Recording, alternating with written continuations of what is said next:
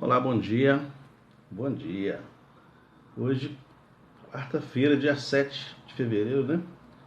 E eu quero te dar as boas-vindas aqui e te convidar a meditar na palavra do Senhor comigo, que está registrado no Evangelho de Lucas, no capítulo 13, versículos de 10 a 17. É um texto que diz assim: E ensinava no sábado, numa das sinagogas. E eis que ali estava uma mulher que tinha um espírito de enfermidade. Havia já 18 anos e andava curvada, e não podia de modo algum endireitar-se. E vendo a Jesus, chamou-a a si e disse: Mulher, estás livre da tua enfermidade. E impôs as mãos sobre ela, e logo se endireitou e glorificava a Deus. E tomando a palavra o principal da sinagoga, indignado porque Jesus curava no sábado, disse à multidão: 6 dias há que é mister trabalhar. Nesses, pois, vinde para seres curados, e não no dia de sábado.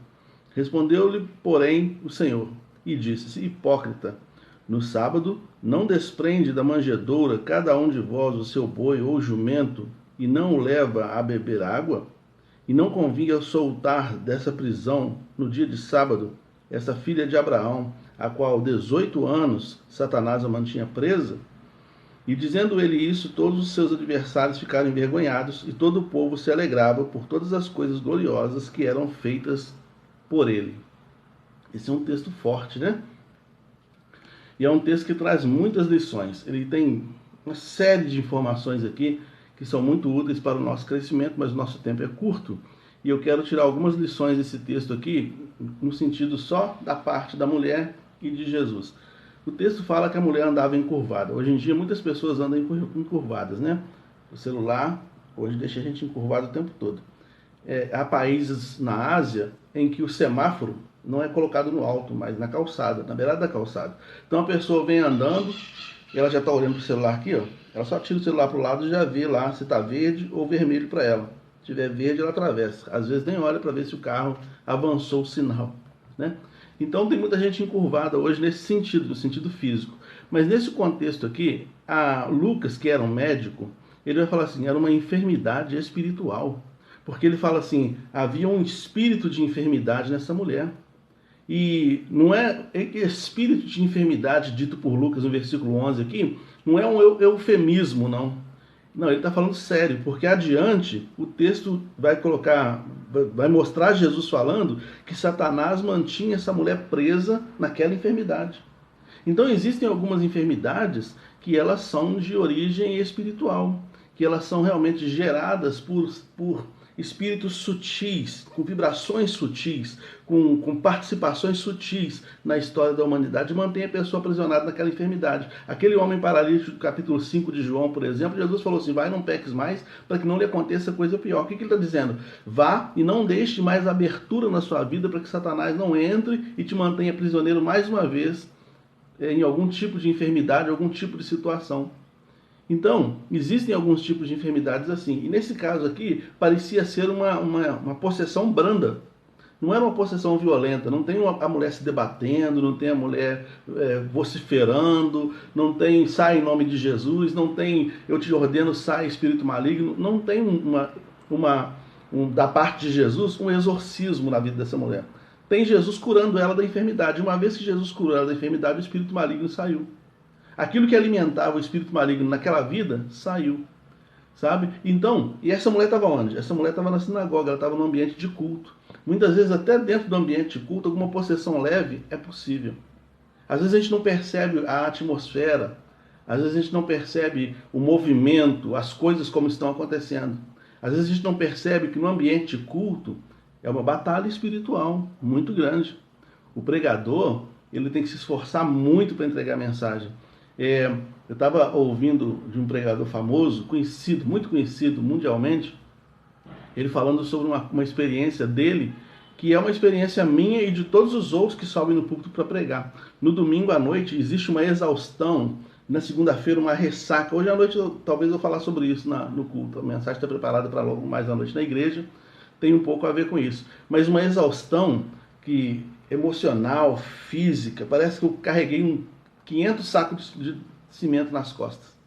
um cansaço mental, todo sugado, totalmente desenergizado no final do domingo. E na segunda-feira aquela ressaca total.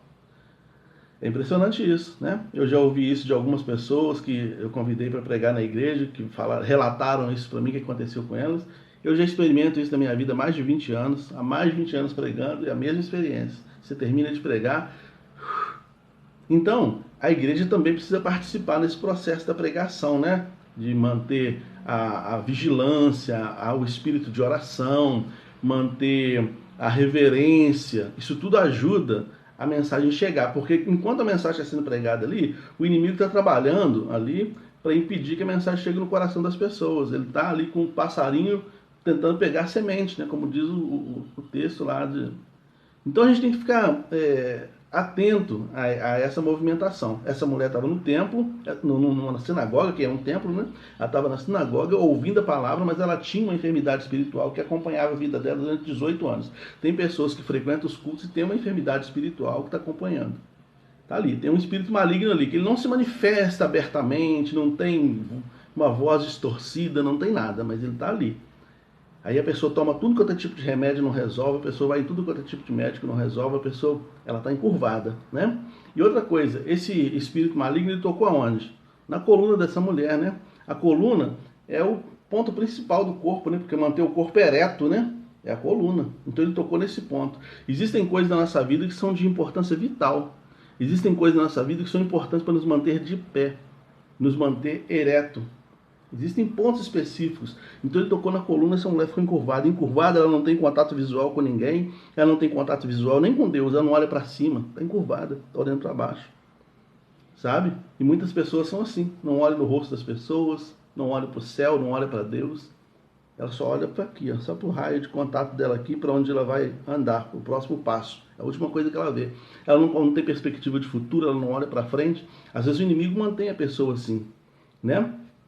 Jesus falou sobre isso aqui, então ele trabalha isso, então ele fala para essa mulher se endireitar, e uma vez que ele coloca a mão, uma vez que ele dá a palavra de ordem para a cura dela, depois ele coloca a mão sobre ela, porque o inimigo colocou a mão para encurvar, Jesus colocou a mão para endireitar. Uma vez que ele coloca a mão, ela se endireita e sai louvando a Deus. Agora ela está vendo, olhando para as pessoas, olhando perspectiva, agora ela vê o futuro, agora ela vê Deus, agora ela vê outras coisas. Sabe? Então agora ela está com a vista mais ampla, com a visão mais ampla, né? Não olha só para baixo, né? Então Jesus precisa tocar em mim e em você para endireitar a nossa caminhada, endireitar o nosso corpo, né? Nos fazer ficar mais de pé, né? Nos fazer olhar nos olhos das pessoas, nos fazer olhar para cima, olhar nos olhos das pessoas e tentar compreender as pessoas, tentar amar as pessoas, tentar buscar amor dessas pessoas também. E o toque de Jesus é um toque de transferência de graça, né? É uma atitude de transferência de graça. Né? Quando a mulher do fluxo de sangue tocou na veste dele, falou: saiu de mim virtude. Ao colocar a mão sobre uma pessoa, a virtude de Deus que está na mão de Jesus, que está na vida de Jesus, passa para ela e traz cura física para ela e automaticamente a cura espiritual. Existem coisas que são ao contrário, existem momentos que a gente vê Jesus agindo ao contrário, né? Jesus tira um espírito maligno e a pessoa tem saúde. Nesse caso aqui, Jesus deu saúde física para a pessoa e o espírito maligno deixou de ser alimentado. Porque tem coisas que a gente tem na vida que muitas vezes alimenta a presença dessas possessões brandas, dessas obsessões. Tem coisas na minha mente, no meu coração, na minha vida, na minha casa, muitas vezes, que podem alimentar essa manifestação nefasta que me mantém encurvado. E encurvado aqui agora também no sentido figurado, quer dizer para baixo, né?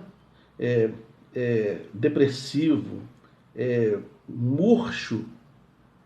Às vezes tem coisas que eu mantenho na minha vida que Jesus precisa tocar para tirar, para que eu possa então me levantar. Às vezes eu não consigo caminhar com Jesus, não consigo ter uma caminhada de vitória, uma caminhada de sucesso na minha vida cristã, vencendo o pecado. Às vezes eu não consigo porque eu estou alimentando algum espírito maligno que permanece. Ele vai ali, 18 anos, 50 anos e vai. Às vezes a Bíblia fala sobre pessoas de 38 anos enfermas, 12 anos enferma, 18 anos enferma, e assim vai, né? Então, o que eu preciso tirar? O que eu preciso fazer? Em qual lugar que eu preciso pedir a Jesus para tocar? Qual é a coluna que Jesus precisa tocar para endireitar a caminhada, para endireitar o meu corpo diante de Deus, né? Então, Ele precisa tocar, ele quer tocar. Ele quer tocar. Tem pessoas, por exemplo, que adoram assistir filme de terror. Isso parece simples, mas a energia que gera, sabe? Para com isso. Você tem mania de assistir. Eu gosto muito de assistir filme de terror. Eu gosto muito de assistir filme de violência. Eu gosto. Isso para começo de conversa, fisicamente já faz mal, porque abaixa a sua imunidade, você fica doente fisicamente, né? Todo estresse, medo faz a imunidade baixar. E quando a imunidade abaixa, qualquer gripe te derruba, qualquer coisa te derruba. Então, se você tem mania de ficar assistindo filmes de terror, filmes de violência, morte, sangue, se você tem esse hábito, saiba que isso aí também é uma prisão do maligno, para te manter depressivo, te manter pessimista, te manter sem perspectiva de vida, sabe? E isso aí, o inimigo está se alimentando disso aí que você gosta, e quanto mais ele vai se alimentando disso, mais ele te deixa para baixo, mais ele te deixa encurvado. Então para com isso, vê coisas que te alegram, que faz o seu coração ficar feliz, que provoca emoções boas, sentimentos bons no coração, que alimentam virtudes, né? E assim é melhor para a sua vida, para a nossa vida. Nós somos chamados para a luz, nós não somos chamados para trevas, né? Uma vez um rapaz pediu para fazer um desenho, queria que você fizesse um desenho para mim, para estampar na minha camisa. Aí eu fiz o desenho de uma caveira. Ele falou assim, não, caveira eu não quero não. Caveira simboliza a morte. Eu não quero morte. Eu quero alguma coisa que me remeta à vida, que me faz pensar na vida, no futuro, na alegria, nas virtudes.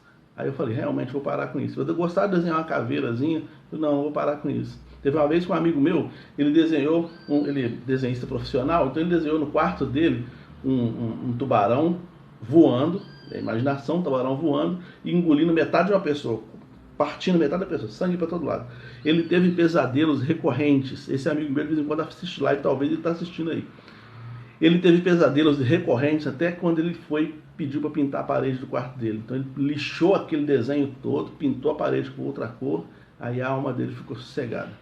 Então a gente pensa que não, mas o inimigo se alimenta dessas coisas, né? Agora, o bom é que Jesus veio para desfazer toda a obra do inimigo. 1 João 3,8 vai falar isso. Ele veio desfazer todas as obras, inclusive essa. Você não precisa disso. Você não precisa ficar andando encurvado. Você não precisa ficar olhando para baixo. Você não precisa ficar depressivo. Você não precisa ficar triste. Você não precisa de nada disso. Você precisa da luz de Cristo no seu coração, né? E ela já se manifestou. Ela já está aí. Você está lá, no contato com Ele, você está na igreja, você está ouvindo a palavra, agora você está entrando em contato com Ele. Deixa essa luz ir irradiando e a sua alma vai ser iluminada para a glória do nome do Senhor. E você vai se tornar uma nova pessoa na presença de Deus, assim como foi com essa mulher. Amém? Esse é o meu desejo para o teu coração, meu irmão. É isso aí, vive uma vida de vitória na presença do Senhor. Pai, obrigado porque Jesus veio desfazer as obras do inimigo. Que Ele desfaça toda a obra no coração de cada um de nós, em nome de Jesus. Amém. Fique com Deus. Deus abençoe.